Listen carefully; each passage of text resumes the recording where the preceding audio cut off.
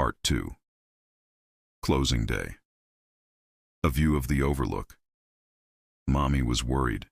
She was afraid the bug wouldn't make it up and down all these mountains and that they would get stranded by the side of the road where somebody might come ripping along and hit them.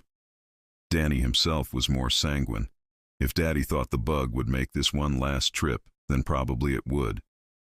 "We're just about there," Jack said.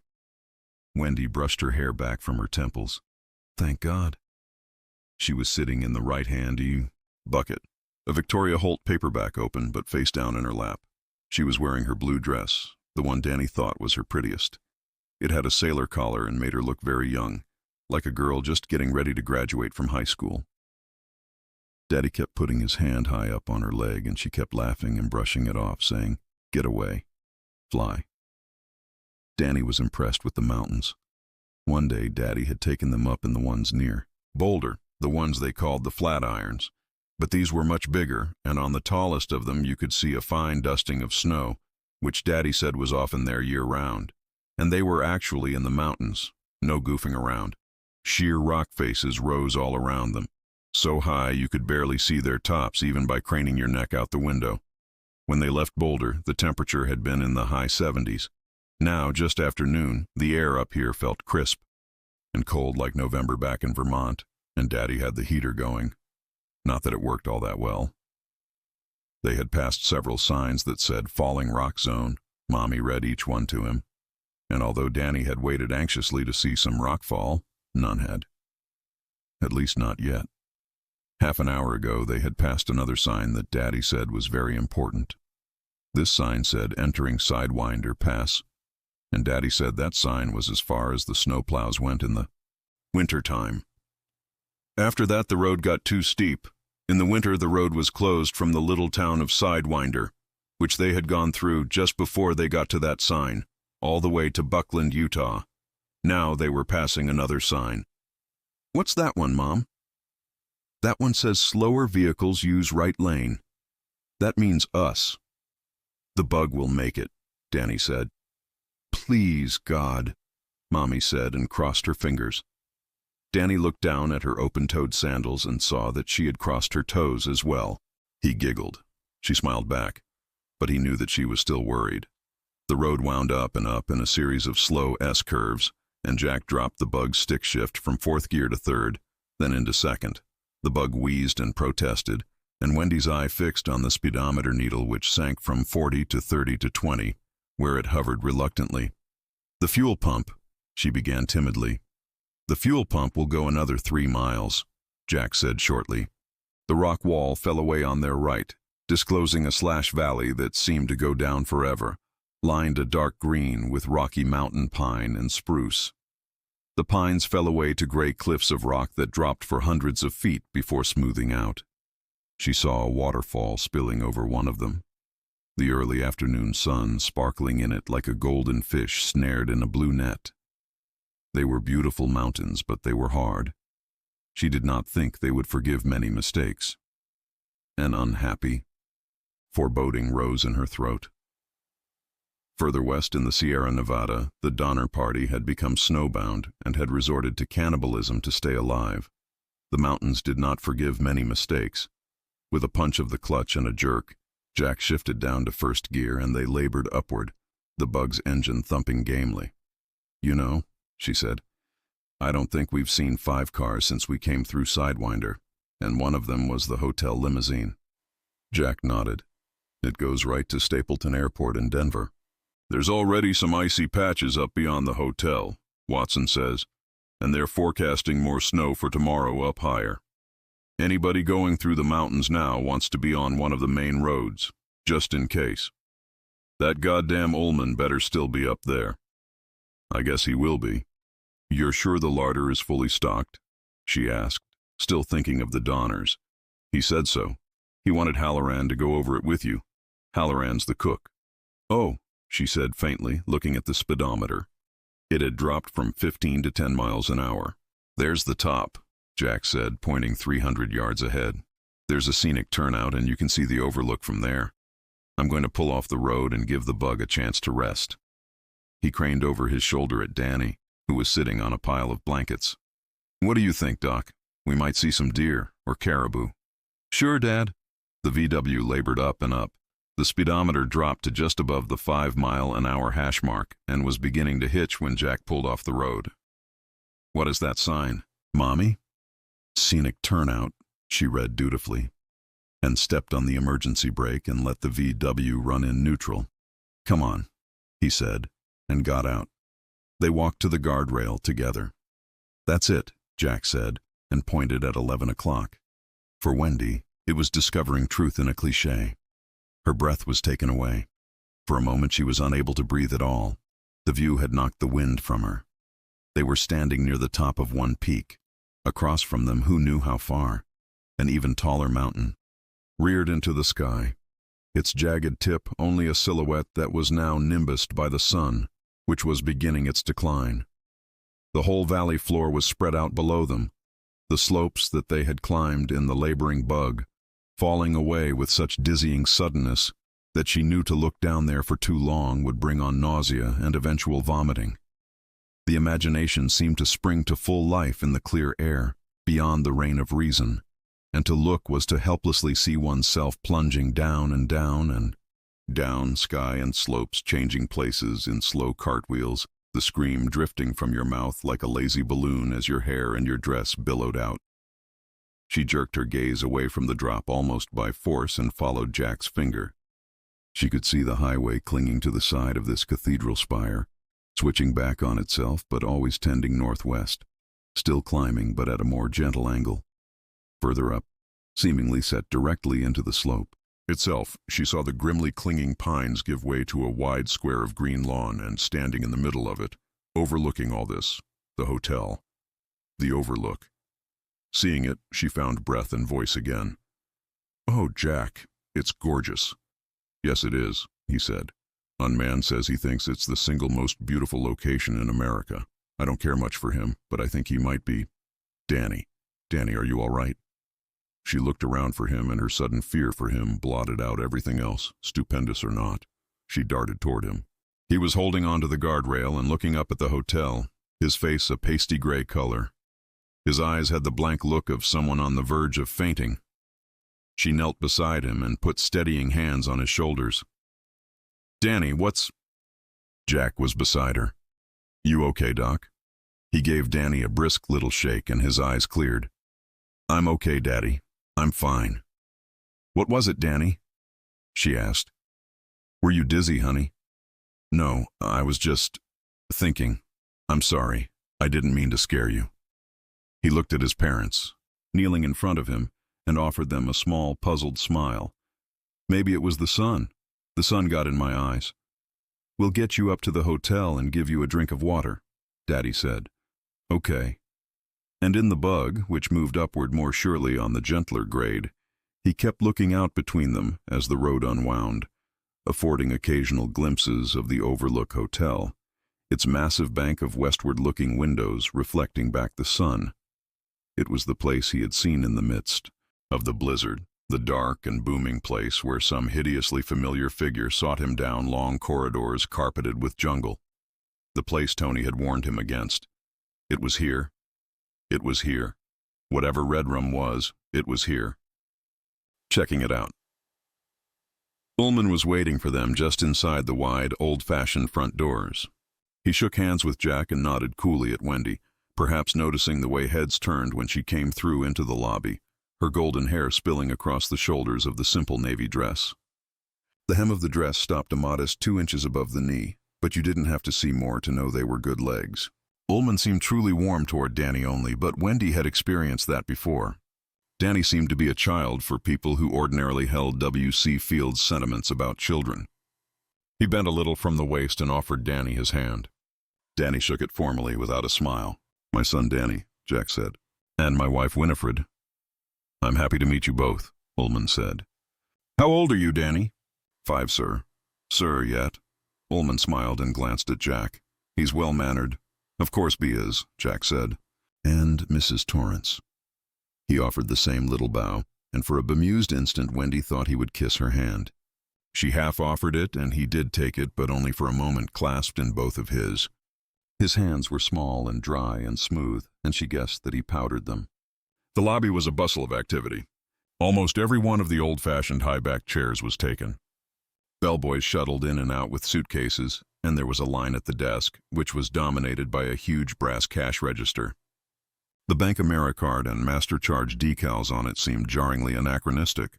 To their right, down toward a pair of tall double doors that were pulled closed and roped off, there was an old-fashioned fireplace now blazing with birch logs. 3 nuns sat on a sofa that was drawn up almost to the hearth itself. They were talking and smiling with their bags stacked up to either side, waiting for the checkout line to thin a little. As Wendy watched them, they burst into a chord of tinkling, girlish laughter. She felt a smile touch her own lips. Not one of them could be under 60. In the background was the constant hum of conversation, the muted ding of the silver-plated bell beside the cash register as one of the 2 clerks on duty struck it, the slightly impatient call of, "Front, please." It brought back strong, warm memories of her honeymoon in New York with Jack, at the Beekman Tower. For the first time, she let herself believe that this might be exactly what the 3 of them needed. A season together away from the world, a sort of family honeymoon. She smiled affectionately down at Danny, who was goggling around frankly at everything. Another limo, as gray as a banker's vest, had pulled up out front. The last day of the season, Ullman was saying. Closing day, always hectic. I had expected you more around 3, Mr. Torrance. I wanted to give the Volks time for a nervous breakdown if it decided to have one, Jack said. It didn't. How fortunate, Ullman said. I'd like to take the 3 of you on a tour of the place a little later, and of course Dick Halloran wants to show Mrs. Torrance the Overlook's kitchen.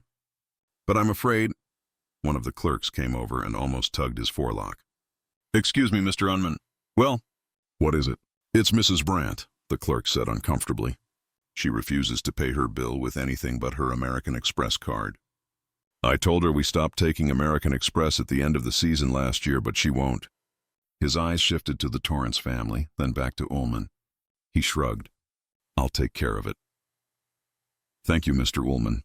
The clerk crossed back to the desk, where a dreadnought of a woman bundled into a long fur coat and what looked like a black feather boa was remonstrating loudly. I have been coming to the Overlook Hotel since 1955, she was telling the smiling, shrugging clerk. I continued to come, even after my second husband died of a stroke on that tiresome Roque court. I told him the sun was too hot that day, and I have never, I repeat, never, paid with anything but my American Express credit card. Call the police if you like. Have them drag me away. I will still refuse to pay with anything but my American Express credit card. I repeat. Excuse me, Mr. Ullman said. They watched him cross the lobby, touch Mrs. Brandt's elbow deferentially, and spread his hands and nod when she turned her tirade on him. He listened sympathetically, nodded again, and said something in return. Mrs. Brandt smiled triumphantly, turned to the unhappy desk clerk, and said loudly, Thank God there is one employee of this hotel who hasn't become an utter Philistine. She allowed Ullman, who barely came to the bulky shoulder of her fur coat, to take her arm and lead her away, presumably to his inner office. Woo! Wendy said, smiling. There's a dude who earns his money. But he didn't like that lady, Danny said immediately. He was just pretending to like her. Jack grinned down at him. I'm sure that's true, Doc, but flattery is the stuff that greases the wheels of the world. What's flattery? Flattery, Wendy told him, is when your daddy says he likes my new yellow slacks even if he doesn't, or when he says I don't need to take off 5 pounds. Oh, is it lying for fun? Something very like that. He had been looking at her closely and now said, You're pretty, Mommy. He frowned in confusion when they exchanged a glance and then burst into laughter. Ullman didn't waste much flattery on me, Jack said. Come on over by the window, you guys. I feel conspicuous standing out here in the middle with my denim jacket on. I honest to God didn't think there'd be anybody much here on closing day. Guess I was wrong. You look very handsome, she said, and then they laughed again, Wendy putting a hand over her mouth. Danny still didn't understand, but it was okay. They were loving each other. Danny thought this place reminded her of somewhere else, the Beekman place, where she had been happy. He wished he liked it as well as she did, but he kept telling himself over and over that the things Tony showed him didn't always come true.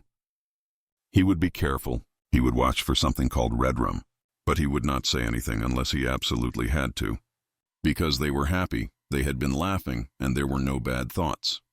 "Look at this view," Jack said. "Oh, it's gorgeous." "Danny, look."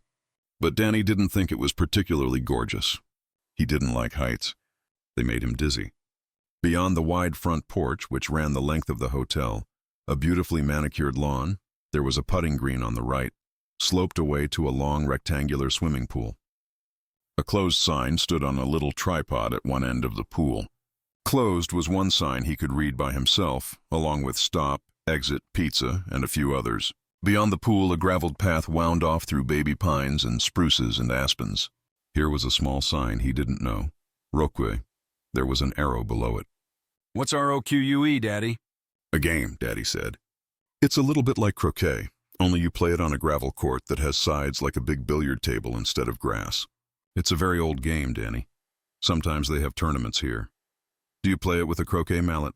"Like that," Jack agreed. "Only the handle's a little shorter and the head has two sides.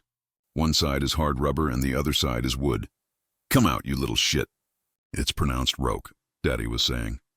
"I'll teach you how to play if you want." "Maybe," Danny said in an odd, colorless little voice that made his parents exchange a puzzled look over his head. "I might not like it, though." "Well, if you don't like it, Doc, you don't have to play." "All right, sure. Do you like the animals?" Wendy asked. "That's called a topiary." Beyond the path leading to Roque, there were hedges clipped into the shapes of various animals. Danny, whose eyes were sharp, made out a rabbit, a dog, a horse, a cow, and a trio of bigger ones that looked like frolicking lions. "Those animals were what made Uncle Al think of me for the job," Jack told him. He knew that when I was in college, I used to work for a landscaping company. That's a business that fixes people's lawns and bushes and hedges. I used to trim a lady's topiary. Wendy put a hand over her mouth and snickered. Looking at her, Jack said, "Yes, I used to trim her topiary at least once a week." "Get away, fly," Wendy said, and snickered again. "Did she have nice hedges, Dad?" Danny asked, and at this they both stifled great bursts of laughter. Wendy laughed so hard that tears streamed down her cheeks and she had to get a Kleenex out of her handbag. "They weren't animals, Danny," Jack said when he had control of himself. "They were playing cards. Spades and hearts and clubs and diamonds." "But the hedges grow, you see." "They creep," Watson had said. "No, not the hedges, the boiler. You have to watch it all the time or you and your family will end up on the fucking moon." They looked at him puzzled. The smile had faded off his face. "Dad?" Danny asked. "Dad?" Danny asked. He blinked at them, as if coming back from far away. "They grow, Danny, and lose their shape. So I'll have to give them a haircut once or twice a week until it gets so cold they stop growing for the year." "And a playground, too," Wendy said. "My lucky boy." The playground was beyond the topiary. 2 slides, a big swing set with half a dozen swings set at varying heights, a jungle gym, a tunnel made of cement rings, a sandbox, and a playhouse that was an exact replica of the Overlook itself. "Do you like it, Danny?"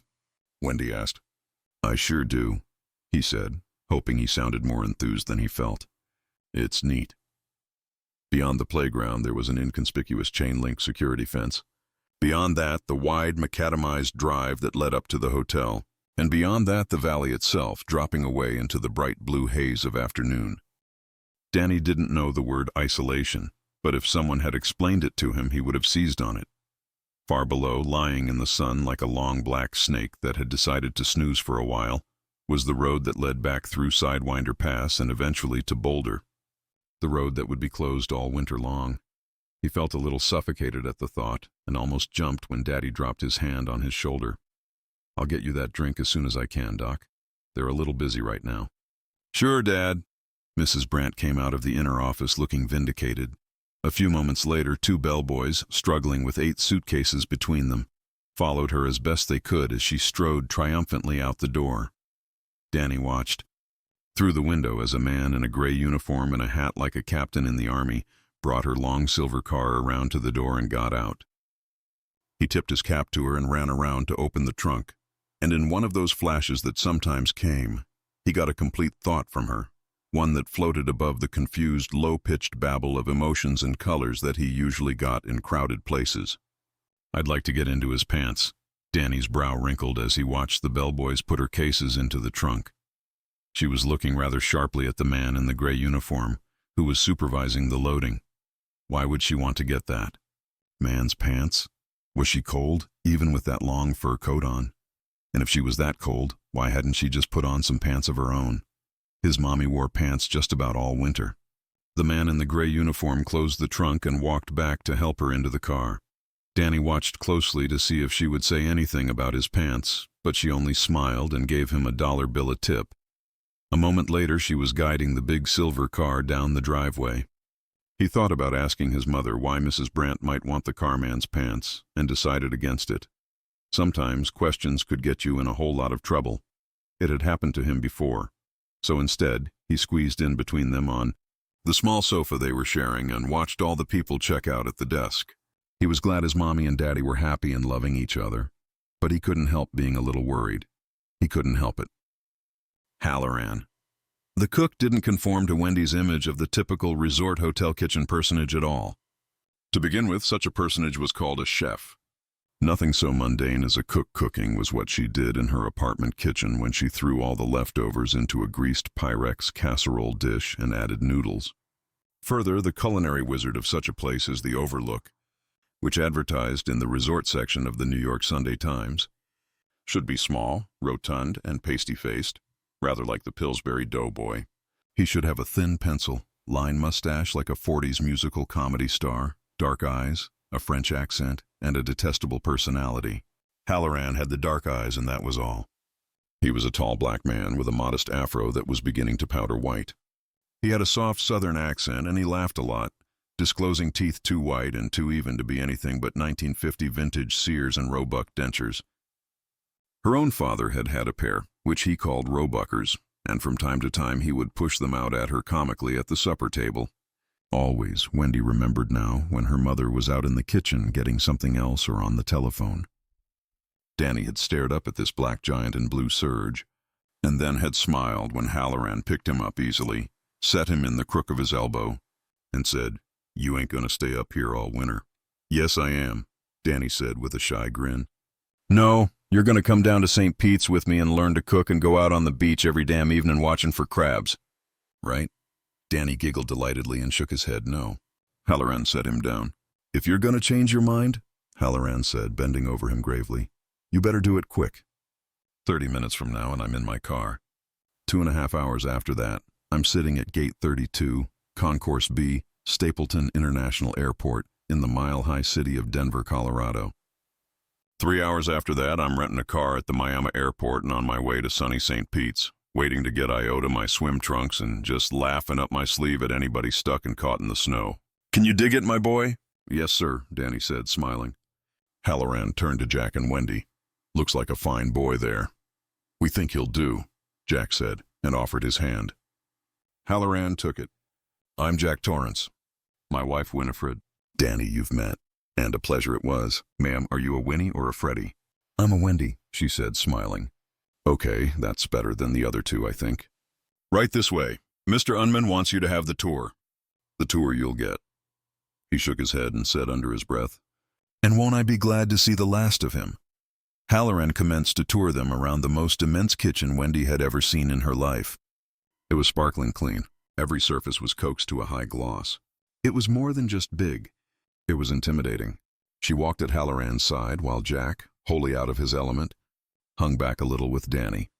A long wallboard hung with cutting instruments which went all the way from paring knives to two-handed cleavers hung beside a 4-basin sink.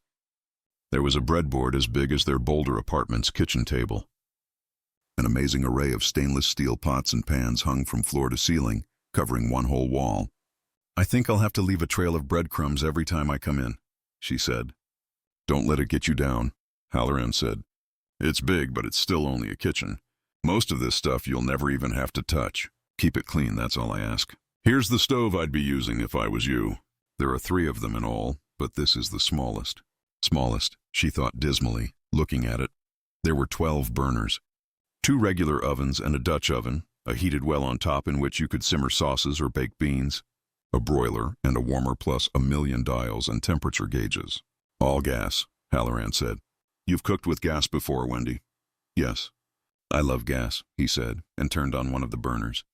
Blue flame popped into life, and he adjusted it down to a faint glow with a delicate touch. I like to be able to see the flame you're cooking with. You see where all the surface burner switches are? Yes. And the oven dials are all marked. Myself, I favor the middle one because it seems to heat the most even, but you use whichever one you like, or all three for that matter. A TV dinner in each one, Wendy said and laughed weakly. Halloran roared. Go right ahead if you like. I left a list of everything edible over by the sink. You see it? Here it is, Mommy. Danny brought over 2 sheets of paper, written closely on both sides. Good boy, Halloran said, taking it from him and ruffling his hair. You sure you don't want to come to Florida with me, my boy? Learn to cook the sweetest shrimp creole this side of paradise? Danny put his hands over his mouth and giggled and retreated to his father's side. You 3 folks could eat up here for a year, I guess, Halloran said. We got a cold pantry, a walk-in freezer, all sorts of vegetable bins, and 2 refrigerators. Come on and let me show you. For the next 10 minutes, Halloran opened bins and doors disclosing food in such amounts as Wendy had never seen before. The food supplies amazed her but did not reassure her as much as she might have thought. The Donner Party kept recurring to her, not with thoughts of cannibalism. With all this food, it would indeed be a long time before they were reduced to such poor rations as each other. But with the reinforced idea that this was indeed a serious business, when snow fell, getting out of here would not be a matter of an hour's drive to Sidewinder, but a major operation. They would sit up here in this deserted grand hotel, eating the food that had been left them like creatures in a fairy tale, and listening to the bitter wind around their snowbound eaves. In Vermont, when Danny had broken his arm, when Jack broke Danny's arm, she had called the emergency medic squad, dialing the number from the little card attached to the phone. They had been at the house only 10 minutes later. There were other numbers written on that little card. You could have a police car in 5 minutes and a fire truck in even less time than that, because the fire station was only 3 blocks away and 1 block over. There was a man to call if the lights went out, a man to call if the shower stopped up, a man to call if the TV went on the fritz. But what would happen up here if Danny had one of his fainting spells and swallowed his tongue? Oh God, what a thought. What if the place caught on fire? If Jack fell down the elevator shaft and fractured his skull? What if? What if we have a wonderful time now? Stop it, Winifred. Halloran showed them into the walk-in freezer first, where their breath puffed out like comic strip balloons. In the freezer, it was as if winter had already come. Hamburger in big plastic bags, 10 pounds in each bag, a dozen bags. 40 whole chickens hanging from a row of hooks in the wood-planked walls. Canned ham stacked up like poker chips, a dozen of them. Below the chickens, 10 roasts of beef, 10 roasts of pork, and a huge leg of lamb. You like lamb dough? Halloran asked, grinning. I love it, Danny said immediately. He had never had it. I knew you did.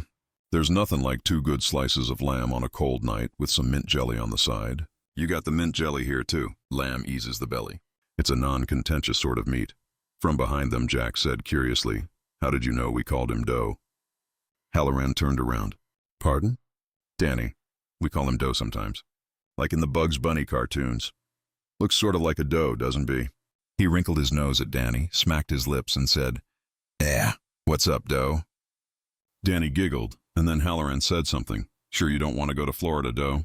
To him, very clearly. He heard every word. He looked at Halloran, startled and a little scared. Halloran winked solemnly and turned back to the food. Wendy looked from the cook's broad, serge-clad back to her son. She had the oddest feeling that something had passed between them, something she could not quite follow. You got 12 packages of sausage, 12 packages of bacon? Halloran said. So much for the pig. In this drawer, 20 pounds of butter. Real butter? Jack asked. The A number 1. I don't think I've had real butter since I was a kid back in Berlin, New Hampshire. Well, you'll eat it up here until Olio seems a treat, Halloran said and laughed. Over in this bin you got your bread 30 loaves of white, 20 of dark. We try to keep racial balance at the Overlook, don't you know? Now I know 50 loaves won't take you through, but there's plenty of makings and fresh is better than frozen any day of the week. Down here you got your fish. Brain food, right, Doe? Is it, Mom? If Mr. Halloran says so, honey, she smiled. Danny wrinkled his nose. I don't like fish. You're dead wrong, Halloran said. You just never had any fish that liked you. This fish here will like you fine. 5 pounds of rainbow trout, 10 pounds of turbot, 15 cans of tuna fish. Oh yeah, I like tuna. And 5 pounds of the sweetest tasting sole that ever swam in the sea. My boy, when next spring rolls around, you're gonna thank old... He snapped his fingers as if he had forgotten something. What's my name now? I guess it just slipped my mind.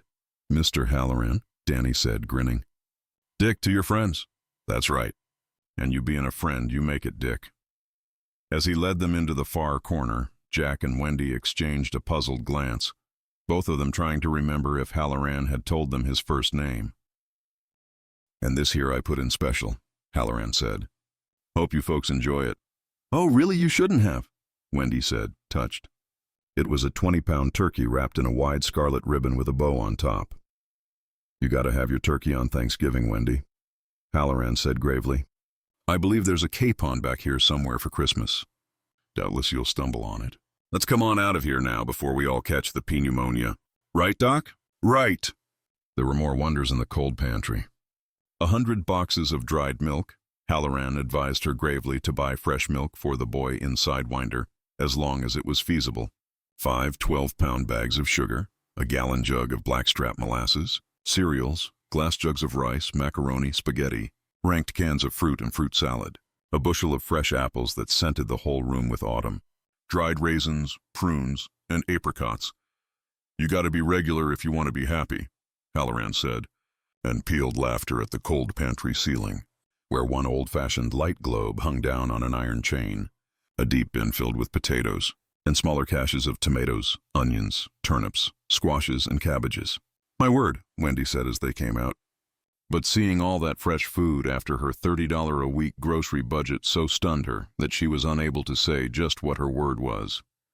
I'm running a bit late, Halloran said, checking his watch.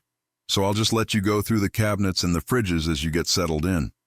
There's cheeses, canned milk, sweetened condensed milk, yeast, baking soda, a whole bag full of those table talk pies, a few bunches of bananas that ain't even near to ripe yet. Stop, she said, holding up a hand and laughing. I'll never remember it all. It's super, and I promise to leave the place clean. That's all I ask. He turned to Jack.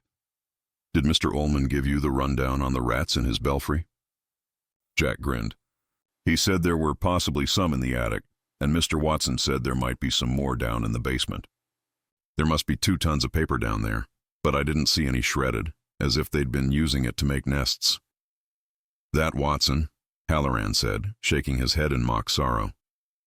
Ain't he the foulest talking man you ever ran on? He's quite a character, Jack agreed. His own father had been the foulest talking man Jack had ever run on. It's sort of a pity, Halloran said, leading them back toward the wide swinging doors that gave on the Overlook dining room. There was money in that family long ago. It was Watson's granddad or great-granddad, I can't remember which, that built this place. So I was told, Jack said. What happened? Wendy asked. Well, they couldn't make it go, Halloran said. Watson will tell you the whole story twice a day if you let him. The old man got a bee in his bonnet about the place. He let it drag him down, I guess. He had 2 boys, and one of them was killed in a riding accident on the grounds while the hotel was still a building. That would have been 1908 or '09. The old man's wife died of the flu, and then it was just the old man and his youngest son. They ended up getting took back on as caretakers in the same hotel the old man had built. It is sort of a pity, Wendy said. What happened to him? The old man? Jack asked. He plugged his finger into a light socket by mistake, and that was the end of him, Halloran said. Sometime in the early 30s before the Depression closed this place down for 10 years. Anyway, Jack, I'd appreciate it if you and your wife would keep an eye out for rats in the kitchen as well. If you should see them. Traps, not poison. Jack blinked. Of course. Who'd want to put rat poison in the kitchen? Halloran laughed derisively. Mr. Ullman, that's who. That was his bright idea last fall. I put it to him. I said, what if we all get up here next May, Mr. Ullman? And I serve the traditional opening night dinner, which just happens to be salmon in a very nice sauce. And everybody gets sick, and the doctor comes and says to you, Ullman, what have you been doing up here? You've got 80 of the richest folks in America suffering from rat poisoning. Jack threw his head back and bellowed laughter. What did Ullman say? Halloran tucked his tongue into his cheek as if feeling for a bit of food in there. He said, "Get some traps." Halloran. This time they all laughed, even Danny, although he was not completely sure what the joke was, except it had something to do with Mr. Ullman, who didn't know everything after all. The four of them passed through the dining room, empty and silent now, with its fabulous western exposure on the snow-dusted peaks. Each of the white linen tablecloths had been covered with a sheet of tough, clear plastic. The rug, now rolled up for the season, stood in one corner like a sentinel on guard duty. Across the wide room was a double set of batwing doors, and over them an old-fashioned sign lettered in gilt script, "The Colorado Lounge." Following his gaze, Halloran said, "If you're a drinking man, I hope you brought your own supplies. That place is picked clean. Employees' party last night, you know. Every maid and bellhop in the place is going around with a headache today, me included." "I don't drink," Jack said shortly. They went back to the lobby. It had cleared greatly during the half hour they'd spent in the kitchen. The long main room was beginning to take on the quiet, deserted look that Jack supposed they would become familiar with soon enough. The high-backed chairs were empty. The nuns who had been sitting by the fire were gone, and the fire itself was down to a bed of comfortably glowing coals. Wendy glanced out into the parking lot and saw that all but a dozen cars had disappeared. She found herself wishing they could get back in the VW and go back to Boulder, or anywhere else. Jack was looking around for Ullman, but he wasn't in the lobby. A young maid with her ash-blonde hair pinned up on her neck came over. "Your luggage is out on the porch, Dick." "Thank you, Sally." He gave her a peck on the forehead. "You have yourself a good winter. Getting married, I hear." He turned to the Torrances as she strolled away, backside twitching pertly. "I've got to hurry along if I'm going to make that plane. I want to wish you all the best." "Know you'll have it. Thanks," Jack said. "You've been very kind. I'll take good care of your kitchen," Wendy promised again. "Enjoy Florida." "I always do," Halloran said. He put his hands on his knees and bent down to Danny. "Last chance, guy. Want to come to Florida?" "I guess not," Danny said, smiling. "Okay, like to give me a hand out to my car with my bags?" "If my mommy says I can." "You can," Wendy said. "But you'll have to have that jacket buttoned." She leaned forward to do it, but Halloran was ahead of her, his large brown fingers moving with smooth dexterity. "I'll send him right back in," Halloran said. "Fine," Wendy said, and followed them to the door. Jack was still looking around for Ullman. The last of the Overlook's guests were checking out at the desk. The Shining. There were 4 bags in a pile just outside the door. 3 of them were giant, battered old suitcases covered with black imitation alligator hide. The last was an oversized zipper bag with a faded tartan skin. "Guess you can handle that one, can't you?" Halloran asked him. He picked up 2 of the big cases in one hand and hoisted the other under his arm. "Sure," Danny said. He got a grip on it with both hands and followed the cook down the porch steps, trying manfully not to grunt and give away how heavy it was. A sharp and cutting fall wind had come up since they had arrived. It whistled across the parking lot, making Danny wince his eyes down to slits as he carried the zipper bag in front of him, bumping on his knees. A few errant aspen leaves rattled and turned across the now mostly deserted asphalt, making Danny think momentarily of that night last week when he had wakened out of his nightmare and had heard, or thought he heard at least, Tony telling him not to go. Halloran set his bags down by the trunk of a beige Plymouth Fury. "This ain't much car," he confided to Danny. "Just a rental job. My Bessie's on the other end. She's a car. 1950 Cadillac, and does she run sweet? I'll tell the world. I keep her in Florida because she's too old for all this mountain climbing. You need a hand with that?" "No, sir," Danny said. He managed to carry it the last 10 or 12 steps without grunting and set it down with a large sigh of relief. "Good boy," Halloran said. He produced a large key ring from the pocket of his blue serge jacket and unlocked the trunk. As he lifted the bags in, he said, "You shine on, boy. Harder than anyone I ever met in my life. And I'm 60 years old this January. Huh?"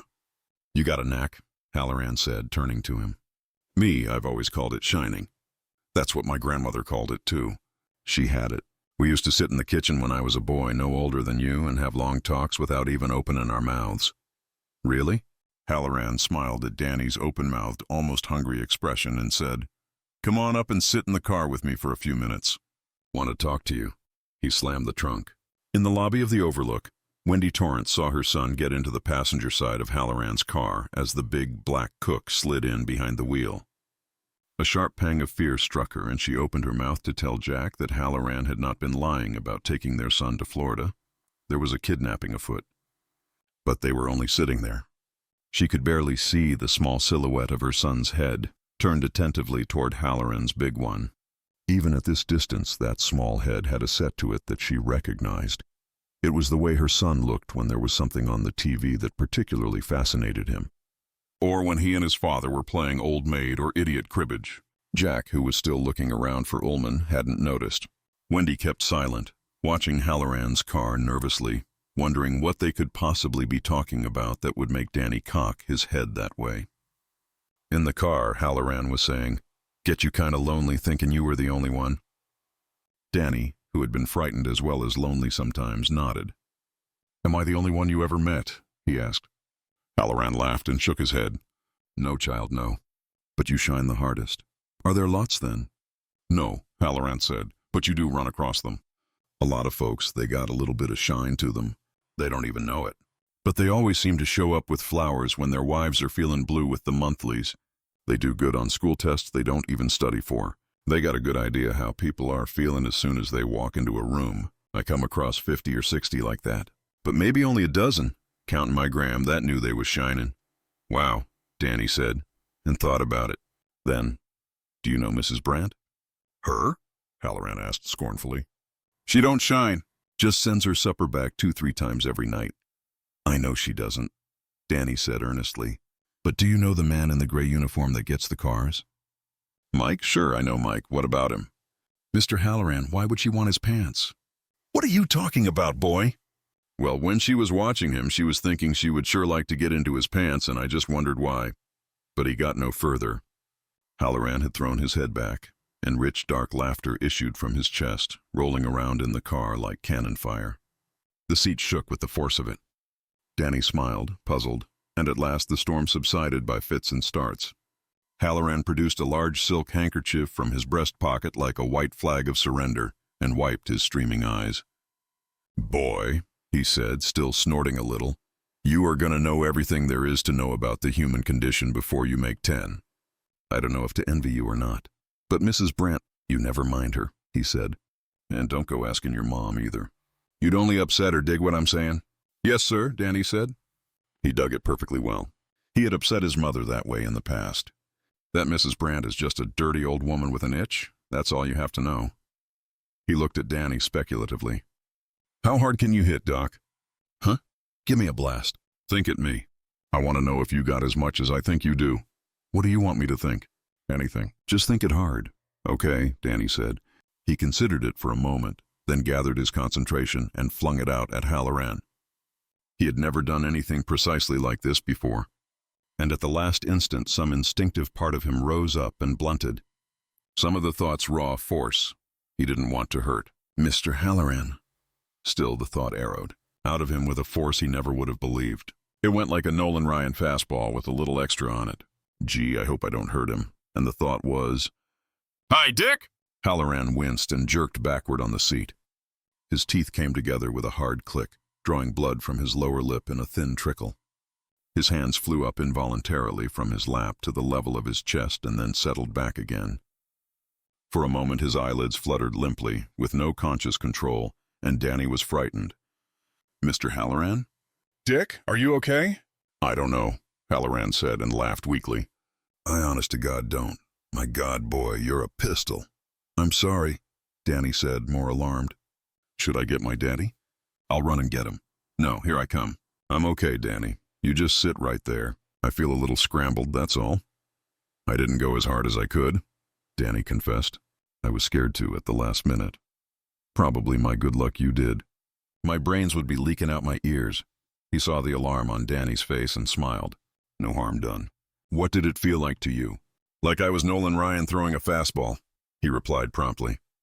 "You like baseball, do you?" Halloran was rubbing his temples gingerly. "Daddy and me like the Angels," Danny said. "The Red Sox in the American League East and the Angels in the West. We saw the Red Sox against Cincinnati in the World Series. I was a lot littler then." "And Daddy was—" Danny's face went dark and troubled. Was what, Dan? I forget, Danny said. He started to put his thumb in his mouth to suck it, but that was a baby trick. He put his hand back in his lap. Can you tell what your mom and dad are thinking, Danny? Halloran was watching him closely. Most times if I want to, but usually I don't try. Why not? Well, he paused a moment, troubled. It would be like peeking into the bedroom and watching while they're doing the thing that makes babies. Do you know that thing? I have had acquaintance with it, Halloran said gravely. They wouldn't like that. And they wouldn't like me peeking at their things. It would be dirty. I see. But I know how they're feeling, Danny said. I can't help that. I know how you're feeling too. I hurt you. I'm sorry. It's just a headache. I've had hangovers that were worse. Can you read other people, Danny? I can't read yet at all, Danny said, except a few words. But Daddy's going to teach me this winter. My daddy used to teach reading and writing in a big school. Mostly writing, but he knows reading too. I mean, can you tell what anybody is thinking? Danny thought about it. I can if it's loud, he said finally. Like Mrs. Brandt and the pants. Or like once, when me and Mommy were in this big store to get me some shoes, there was this big kid looking at radios, and he was thinking about taking one without buying it. Then he'd think, what if I get caught? Then he'd think, I really want it. Then he'd think about getting caught again. He was making himself sick about it, and he was making me sick. Mommy was talking to the man who sells the shoes, so I went over and said, Kid, don't take that radio. Go away. And he got really scared. He went away fast. Halloran was grinning broadly. I bet he did. Can you do anything else, Danny? Is it only thoughts and feelings, or is there more? Cautiously, is there more for you? Sometimes, Halloran said. Not often. Sometimes. Sometimes there are dreams. Do you dream, Danny? Sometimes, Danny said. I dream when I'm awake. After Tony comes, his thumb wanted to go into his mouth again. He had never told anyone but Mommy and Daddy about Tony. He made his thumb-sucking hand go back into his lap. Who's Tony? And suddenly Danny had one of those flashes of understanding that frightened him most of all. It was like a sudden glimpse of some incomprehensible machine that might be safe or might be deadly dangerous. He was too young to know which. He was too young to understand. What's wrong? He cried. You're asking me all this because you're worried, aren't you? Why are you worried about me? Why are you worried about us? Halloran put his large dark hands on the small boy's shoulders. Stop, he said. It's probably nothing. But if it is something, well, you've got a large thing in your head, Danny. You'll have to do a lot of growing yet before you catch up to it, I guess. You got to be brave about it. But I don't understand things, Danny burst out. I do, but I don't. People, they feel things and I feel them, but I don't know what I'm feeling. He looked down at his lap wretchedly. I wish I could read. Sometimes Tony shows me signs and I can hardly read any of them. Who's Tony? Halloran asked again. Mommy and Daddy call him my invisible playmate, Danny said, reciting the words carefully. But he's really real. At least I think he is. Sometimes when I try real hard to understand things, he comes. He says, Danny, I want to show you something. And it's like I pass out. Only, there are dreams like you said. He looked at Halloran and swallowed. They used to be nice. But now, I can't remember the word for dreams that scare you and make you cry. Nightmares? Halloran asked. Yes, that's right, nightmares. About this place? About the Overlook. Danny looked down at his thumb-sucking hand again. Yes, he whispered. Then he spoke shrilly, looking up into Halloran's face. But I can't tell my daddy, and you can't either. He has to have this job because it's the only one Uncle Al could get for him, and he has to finish his play, or he might start doing the bad thing again, and I know what that is. It's getting drunk, that's what it is. It's when he used to always be drunk, and that was a bad thing to do. He stopped on the verge of tears. Shh, Halloran said, and pulled Danny's face against the rough serge of his jacket. It smelled faintly of mothballs. That's all right, son. And if that thumb likes your mouth, let it go where it wants. But his face was troubled. He said, What you got, son, I call it shining on. The Bible calls it having visions, and there's scientists that call it precognition. I've read up on it, son. I've studied on it. They all mean seeing the future. Do you understand that? Danny nodded against Halloran's coat. I remember the strongest shine I ever had that way. I'm not liable to forget. It was 1955. I was still in the army then, stationed overseas in West Germany. It was an hour before supper, and I was standing by the sink, giving one of the KPs hell for taking too much of the potato along with the peel. I says, Here, let me show you how that's done. He held out the potato and the peeler, and then the whole kitchen was gone. Bang, just like that. You say you see this guy Tony before? Before you have dreams? Danny nodded. Halloran put an arm around him. With me it's smelling oranges. All that afternoon I'd been smelling them and thinking nothing of it, because they were on the menu for that night. We had 30 crates of Valencias. Everybody in the damn kitchen was smelling oranges that night. For a minute it was like I had just passed out. And then I heard an explosion and saw flames. There were people screaming, sirens, and I heard this hissing noise that could only be steam. Then it seemed like I got a little closer to whatever it was, and I saw a railroad car off the tracks and laying on its side with Georgia Ace South Carolina Railroad written on it. And I knew like a flash that my brother Carl was on that train, and it jumped the tracks and Carl was dead, just like that. Then it was gone, and here's this scared, stupid little KP in front of me, still holding out that potato and the peeler. He says, "Are you okay, Sarge?" And I says, "No, my brother's just been killed down in Georgia." And when I finally got my mama on the overseas telephone, she told me how it was. But see, boy, I already knew how it was. He shook his head slowly, as if dismissing the memory, and looked down at the wide-eyed boy. But the thing you got to remember, my boy, is this. Those things don't always come true. I remember just 4 years ago I had a job cooking at a boys' camp up in Maine on Long Lake. So I am sitting by the boarding gate at Logan Airport in Boston, just waiting to get on my flight, and I start to smell oranges, for the first time in maybe 5 years. So I say to myself, my God, what's coming on this crazy late show now? And I got down to the bathroom and sat on one of the toilets to be private. I never did black out, but I started to get this feeling, stronger and stronger, that my plane was going to crash. Then the feeling went away, and the smell of oranges, and I knew it was over. I went back to the Delta Airlines desk and changed my flight to one 3 hours later. And do you know what happened? What? Danny whispered. Nothing, Halloran said and laughed. He was relieved to see the boy smile a little too. Not one single thing. That old plane landed right on time and without a single bump or bruise. So you see, sometimes those feelings don't come to anything. Oh, Danny said, or you take the racetrack. I go a lot and I usually do pretty well. I stand by the rail when they go by the starting gate, and sometimes I get a little shine about this horse or that one.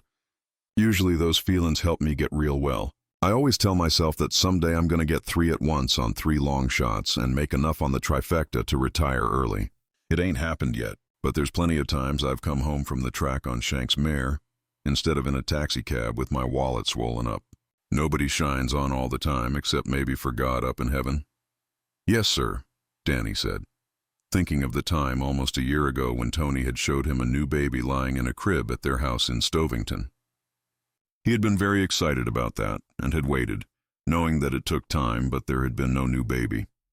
Now you listen, Halloran said, and took both of Danny's hands in his own. I've had some bad dreams here, and I've had some bad feelings. I've worked here 2 seasons now, and maybe a dozen times I've had, well, nightmares, and maybe half a dozen times I've thought I've seen things. No, I won't say what. It ain't for a little boy like you. Just nasty things. Once it had something to do with those damn hedges clipped to look like animals. Another time there was a maid, Dolores Vickery her name was, and she had a little shine to her, but I don't think she knew it. Mr. Ullman fired her. Do you know what that is, Doc? Yes, sir, Danny said candidly. My daddy got fired from his teaching job, and that's why we're in Colorado, I guess. Well, Ullman fired her on account of her saying she'd seen something in one of the rooms where a bad thing happened. That was in room 217, and I want you to promise me you won't go in there, Danny. Not all winter. Steer right clear. All right, Danny said. Did the lady the maiden, did she ask you to go look? Yes, she did. And there was a bad thing there, but I don't think it was a bad thing that could hurt anyone, Danny. That's what I'm trying to say. People who shine can sometimes see things that are going to happen. And I think sometimes they can see things that did happen. But they're just like pictures in a book. Did you ever see a picture in a book that scared you, Danny? Yes, he said, thinking of the story of Bluebeard, and the picture where Bluebeard's new wife opens the door and sees all the heads. But you knew it couldn't hurt you, didn't you? Yes, Danny said, a little dubious. Well, that's how it is in this hotel. I don't know why, but it seems that all the bad things that ever happened here, there's little pieces of those things still laying around like fingernail clippings or the boogers that somebody nasty just wiped under a chair. I don't know why it should just be here, There's bad goings-on in just about every hotel in the world, I guess, and I've worked in a lot of them and had no trouble. Only here. But Danny, I don't think those things can hurt anybody. He emphasized each word in the sentence with a mild shake of the boy's shoulders. So, if you should see something in a hallway or a room or outside by those hedges, just look the other way, and when you look back, it'll be gone. Are you digging me? Yes, Danny said. He felt much better, soothed. He got up on his knees, kissed Halloran's cheek, and gave him a big hard hug. Halloran hugged him back. When he released the boy, he asked, "Your folks, they don't shine, do they?" "No, I don't think so. I tried them like I did you," Halloran said. "Your mama jumped the tiniest bit. I think all mothers shine a little, at least until their kids grow up enough to watch out for themselves." "Your dad?" Halloran paused momentarily. He had probed at the boy's father, and he just didn't know. It wasn't like meeting someone who had the shine or someone who definitely did not. Poking at Danny's father had been strange, as if Jack Torrance had something that he was hiding, or something he was holding in so deeply submerged in himself that it was impossible to get to. "I don't think he shines at all," Halloran finished. "So you don't worry about them. You just take care of you. I don't think there's anything here that can hurt you. So just be cool, okay?" "Okay. Danny!" Hey, Doc. Danny looked around. "That's Mom. She wants me." "I have to go." "I know you do," Halloran said. "You have a good time here, Danny. Best you can, anyway." "I will." "Thanks, Mr. Halloran. I feel a lot better." The smiling thought came in his mind. Dick to my friends. Yes, Dick, okay. Their eyes met, and Dick Halloran winked. Danny scrambled across the seat of the car and opened the passenger side door. As he was getting out, Halloran said, "Danny?" "What?" "If there is trouble, you give a call. A big loud holler like the one you gave a few minutes ago. I might hear you even way down in Florida. And if I do, I'll come on the run." "Okay," Danny said and smiled. "You take care, big boy." "I will." Danny slammed the door and ran across the parking lot toward the porch where Wendy stood holding her elbows against the chill wind. Halloran watched, the big grin slowly fading. "I don't think there's anything here that can hurt you." "I don't think." But what if he was wrong? He had known that this was his last season at the Overlook ever since he had seen that thing in the bathtub of room 217. It had been worse than any picture in any book. And from here the boy running to his mother looked so small. "I don't think—" His eyes drifted down to the topiary animals. Abruptly he started the car and put it in gear and drove away, trying not to look back. And of course he did, and of course the porch was empty. They had gone back inside. It was as if the Overlook had swallowed them. The grand tour. "What were you talking about, hon?" Wendy asked him as they went back inside. "Oh, nothing much." For nothing much, it sure was a long talk. He shrugged, and Wendy saw Danny's paternity in the gesture. Jack could hardly have done it better himself. She would get no more out of Danny. She felt strong exasperation mixed with an even stronger love. The love was helpless. The exasperation came from a feeling that she was deliberately being excluded. With the two of them around, she sometimes felt like an outsider, a bit player who had accidentally wandered back on stage while the main action was taking place. Well, they wouldn't be able to exclude her this winter, her two exasperating males. Quarters were going to be a little too close for that. She suddenly realized she was feeling jealous of the closeness between her husband and her son, and felt ashamed. That was too close to the way her own mother might have felt. Too close for comfort. The lobby was now empty except for Ullman and the head desk clerk. They were at the register cashing up. A couple of maids who had changed to warm slacks and sweaters, standing by the front door and looking out with their luggage pooled around them. And Watson, the maintenance man. He caught her looking at him and gave her a wink. A decidedly lecherous one. She looked away hurriedly. Jack was over by the window just outside the restaurant, studying the view. He looked rapt and dreamy. The cash register apparently checked. Out because now Ullman ran it shut with an authoritative snap. He initialed the tape and put it in a small zipper case. Wendy silently applauded the head clerk, who looked greatly relieved. Ullman looked like the type of man who might take any shortage out of the head clerk's hide, without ever spilling a drop of blood. Wendy didn't much care for Ullman or his officious, ostentatiously bustling manner. He was like every boss she'd ever had, male or female. He would be saccharine sweet with the guests, a petty tyrant when he was backstage with the help. But now school was out, and the head clerk's pleasure was written large on his face. It was out for everyone but she and Jack and Danny anyway. "Mr. Torrance," Ullman called peremptorily. "Would you come over here, please?" Jack walked over, nodding to Wendy and Danny that they were to come too.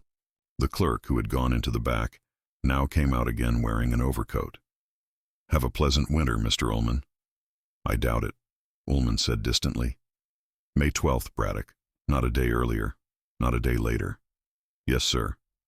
Braddock walked around the desk, his face sober and dignified, as befitted his position, but when his back was entirely to Ullman, he grinned like a schoolboy. He spoke briefly to the two girls still waiting by the door for their ride, and he was followed out by a brief burst of stifled laughter. Now Wendy began to notice the silence of the place. It had fallen over the hotel like a heavy blanket muting everything but the faint pulse of the afternoon wind outside. From where she stood, she could look through the inner office, now neat, to the point of sterility with its two bare desks and two sets of gray filing cabinets. Beyond that, she could see Halloran's spotless kitchen, the big port-holed double doors propped open by rubber wedges. "I thought I would take a few extra minutes and show you through the hotel," Ullman said, and Wendy reflected that you could always hear that capital H in Ullman's voice. You were supposed to hear it. "I'm sure your husband will get to know the ins and outs of the Overlook quite well, Mrs. Torrance, but you and your son will doubtless keep more to the lobby level and the first floor, where your quarters are." "Doubtless," Wendy murmured demurely, and Jack shot her a private glance. "It's a beautiful place," Ullman said expansively. "I rather enjoy showing it off." "I'll bet you do," Wendy thought. "Let's go up to third and work our way down," Ullman said. He sounded positively enthused. "If we're keeping you," Jack began. "Not at all," Ullman said. "The shop is shut, tout fins for this season at least. And I plan to overnight in Boulder at the Boulderado, of course. Only decent hotel this side of Denver, except for the Overlook itself, of course. This way." They stepped into the elevator together. It was ornately scrolled in copper and brass, but it settled appreciably before Ullman pulled the gate across. Danny stirred a little uneasily, and Ullman smiled down at him. Danny tried to smile back without notable success. "Don't you worry, little man," Ullman said. "Safe as houses." "So was the Titanic," Jack said, looking up at the cut-glass globe in the center of the elevator ceiling. Wendy bit the inside of her cheek to keep the smile away. Ullman was not amused. He slid the inner gate across with a rattle and a bang. "The Titanic made only one voyage, Mr. Torrance. This elevator has made thousands of them since it was installed in 1926. "That's reassuring," Jack said. He roughed Danny's hair. "The plane ain't gonna crash, Doc." Ullman threw the lever over, and for a moment there was nothing but a shuddering beneath their feet and the tortured whine of the motor below them. Wendy had a vision of the four of them being trapped between floors like flies in a bottle and found in the spring, with little bits and pieces gone, like the Donner Party. "Stop it." The elevator began to rise, with some vibration and clashing and banging from below at first. Then the ride smoothed out. At the third floor, Ullman brought them to a bumpy stop, retracted the gate, and opened the door. The elevator car was still 6 inches below floor level. Danny gazed at the difference in height between the third-floor hall and the elevator floor, as if he had just sensed the universe was not as sane as he had been told. Ullman cleared his throat and raised the car a little, brought it to a stop with a jerk, still 2 inches low, and they all climbed out. With their weight gone, the car rebounded almost to floor level, something Wendy did not find reassuring at all. Safe as houses or not, she resolved to take the stairs when she had to go up or down in this place. And under no conditions would she allow the three of them to get into the rickety thing together. "What are you looking at, Doc?" Jack inquired humorously. "See any spots there?" "Of course not," Ullman said, nettled. "All the rugs were shampooed just 2 days ago." Wendy glanced down at the hall runner herself. Pretty, but definitely not anything she would choose for her own home, if the day ever came when she had one. Deep blue pile, it was entwined with what seemed to be a surrealistic jungle scene, full of ropes and vines and trees filled with exotic birds. It was hard to tell just what sort of birds. because all the interweaving was done in unshaded black, giving only silhouettes. "Do you like the rug?" Wendy asked Danny. "Yes, Mom," he said colorlessly. They walked down the hall, which was comfortably wide. The wallpaper was silk, a lighter blue to go against the rug. Electric flambeaux stood at 10-foot intervals at a height of about 7 feet. Fashioned to look like London gas lamps, the bulbs were masked behind cloudy, cream-hued glass that was bound with crisscrossing iron strips. "I like those very much," she said. Ullman nodded, pleased. Mr. Derwent had those installed throughout the hotel after the war, number 2, I mean. In fact, most, although not all, of the third-floor decorating scheme was his idea. This is 300, the presidential suite. He twisted his key in the lock of the mahogany double doors and swung them wide. The sitting room's wide western exposure made them all gasp, which had probably been Ullman's intention. He smiled. "Quite a view, isn't it?" "It sure is," Jack said.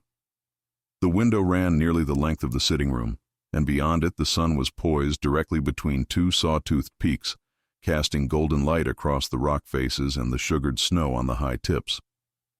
The clouds around and behind this picture postcard view were also tinted gold, and a sunbeam glinted duskily down into the darkly pooled firs below the timberline.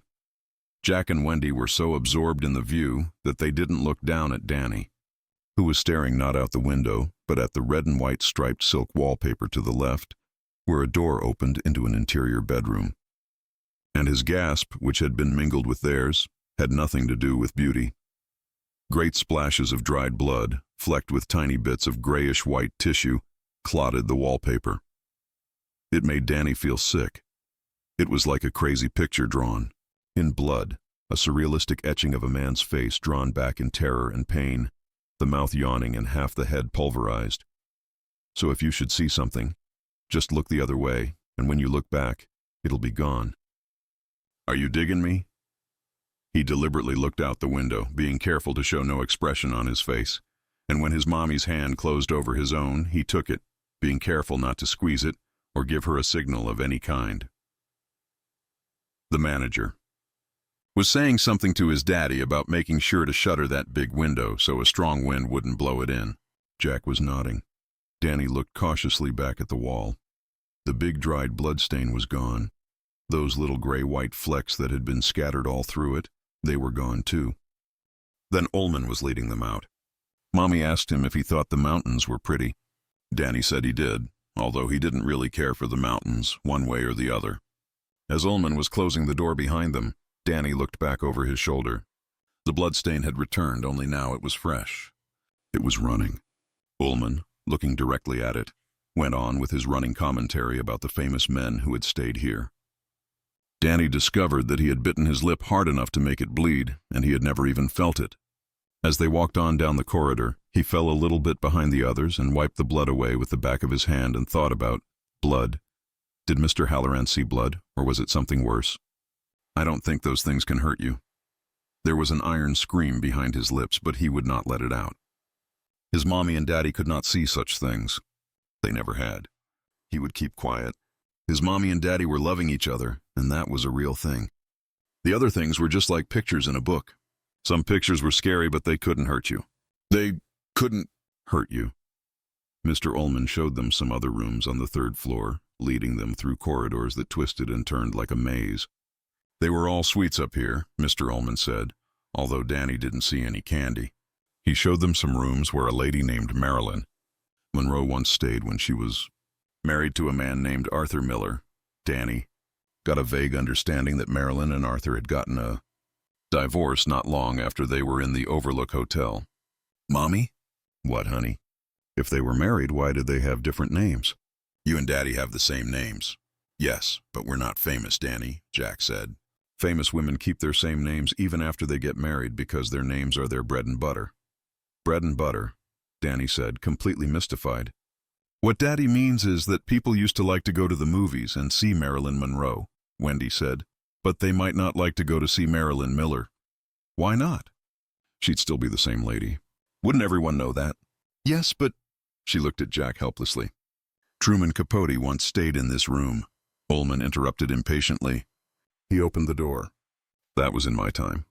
An awfully nice man. Continental manners. There was nothing remarkable in any of these rooms, except for the absence of suites, which Mr. Ullman kept calling them. Nothing that Danny was afraid of. In fact, there was only one other thing on the third floor that bothered Danny, and he could not have said why. It was the fire extinguisher on the wall just before they turned the corner and went back to the elevator, which stood open and waiting like a mouthful of gold teeth. It was an old-fashioned extinguisher, a flat hose folded back a dozen times upon itself, one end attached to a large red valve, the other ending in a brass nozzle. The folds of the hose were secured with a red steel slat on a hinge. In case of a fire, you could knock the steel slat up and out of the way with one hard push and the hose was yours.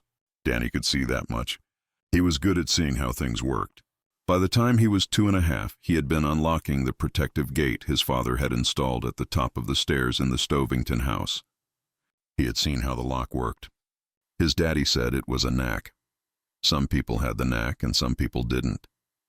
This fire extinguisher was a little older than others he had seen, the one in the nursery school, for instance, but that was not so unusual. Nonetheless, it filled him with faint unease, curled up there against the light blue wallpaper like a sleeping snake. And he was glad when it was out of sight around the corner. Of course, all the windows have to be shuttered, Mr. Ullman said as they stepped back into the elevator. Once again, the car sank queasily beneath their feet. But I'm particularly concerned about the one in the presidential suite. The original bill on that window was $420, and that was over 30 years ago. It would cost 8 times that to replace today. I'll shutter it, Jack said. They went down to the second floor where there were more rooms and even more twists and turns in the corridor. The light from the windows had begun to fade appreciably now, as the sun went behind the mountains. Mr. Ullman showed them 1 or 2 rooms, and that was all. He walked past 217, the one Dick Halloran had warned him about, without slowing.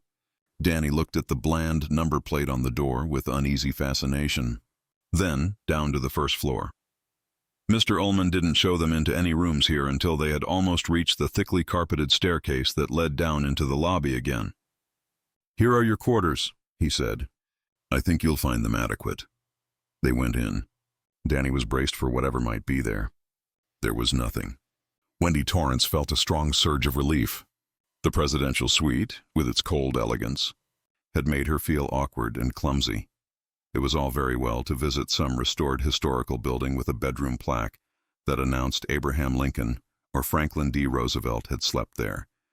But another thing entirely to imagine you and your husband lying beneath acreages of linen and perhaps making love where the greatest men in the world had once lain. The most powerful anyway, she amended. But this apartment was simpler, homier, almost inviting. She thought she could abide this place for a season with no great difficulty. "It's very pleasant," she said to Ullman, and heard the gratitude in her voice. Ullman nodded.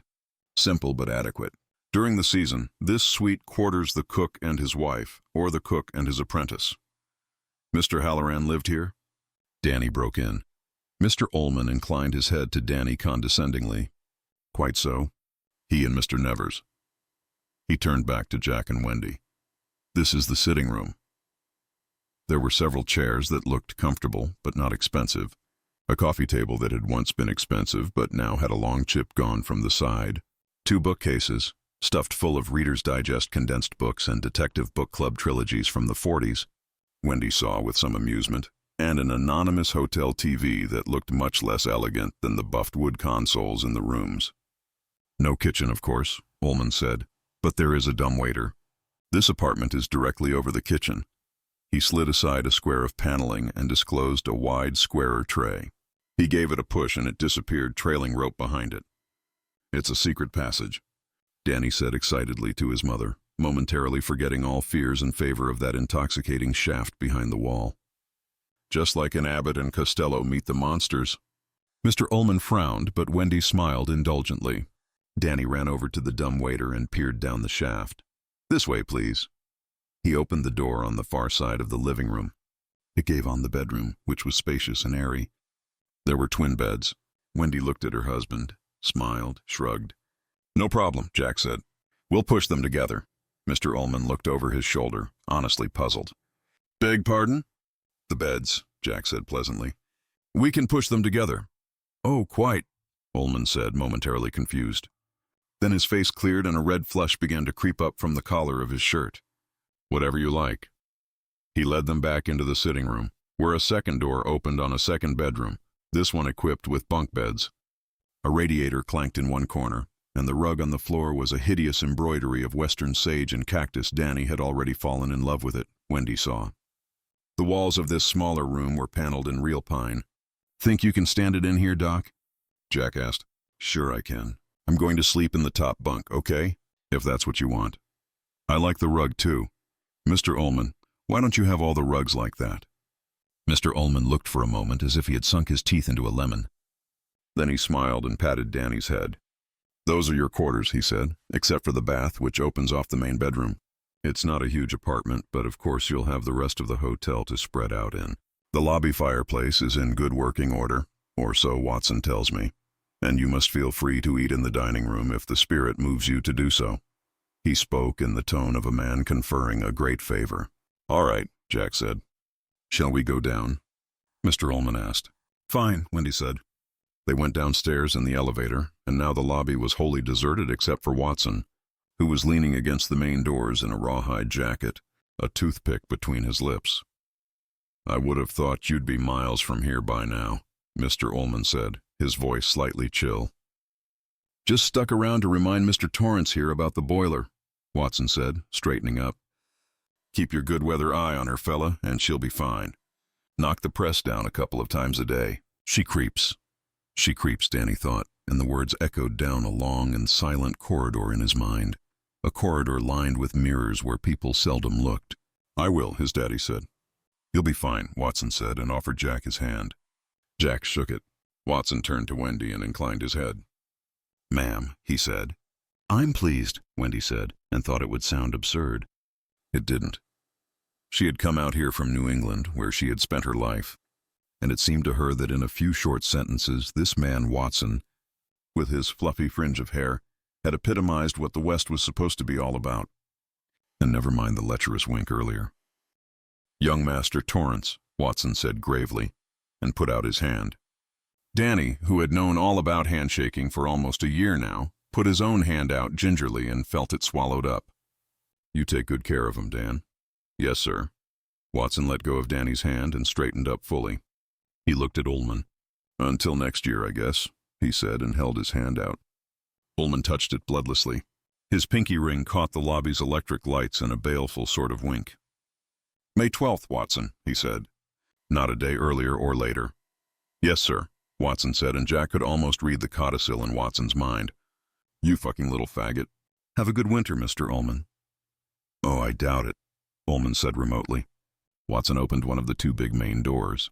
The wind whined louder and began to flutter the collar of his jacket. "You folks take care now," he said. It was Danny who answered. "Yes, sir, we will." Watson, whose not-so-distant ancestor had owned this place, slipped humbly through the door. It closed behind him, muffling the wind. Together they watched him clop down the porch's broad front steps in his battered black cowboy boots. Brittle yellow aspen leaves tumbled around his heels as he crossed the lot to his International Harvester pickup and climbed in. Blue smoke jetted from the rusted exhaust pipe as he started it up. The spell of silence held among them as he backed, then pulled out of the parking lot. His truck disappeared over the brow of the hill and then reappeared, smaller, on the main road heading west. For a moment, Danny felt more lonely than he ever had in his life. The front porch. The Torrance family stood together on the long front porch of the Overlook Hotel, as if posing for a family portrait. Danny in the middle, zippered into last year's fall jacket, which was now too small and starting to come out at the elbow. Wendy behind him with one hand on his shoulder, and Jack to his left, his own hand resting lightly on his son's head. Mr. Ullman was a step below them, buttoned into an expensive-looking brown mohair overcoat. The sun was entirely behind the mountains now, edging them with gold fire, making the shadows around things look long and purple. The only three vehicles left in the parking lots were the hotel truck, Ullman's Lincoln Continental, and the battered Torrance VW. "You got your keys, then?" Ullman said to Jack. "And you understand fully about the furnace and the boiler?" Jack nodded, feeling some real sympathy for Ullman. Everything was done for the season. The ball of string was neatly wrapped up until next May 12th, not a day earlier or later, and Ullman, who was responsible for all of it and who referred to the hotel in the unmistakable tones of infatuation, could not help looking for loose ends. "I think everything is well in hand," Jack said. "Good, I'll be in touch." But he still lingered for a moment, as if waiting for the wind to take a hand and perhaps gust him down to his car. He sighed. "All right. Have a good winter, Mr. Torrance, Mrs. Torrance." "You too, Danny." "Thank you, sir," Danny said. "I hope you do too." "I doubt it," Ullman repeated, and he sounded sad. "The place in Florida is a dump, if the out-and-out truth is to be spoken. Busy work. The Overlook is my real job. Take good care of it for me, Mr. Torrance."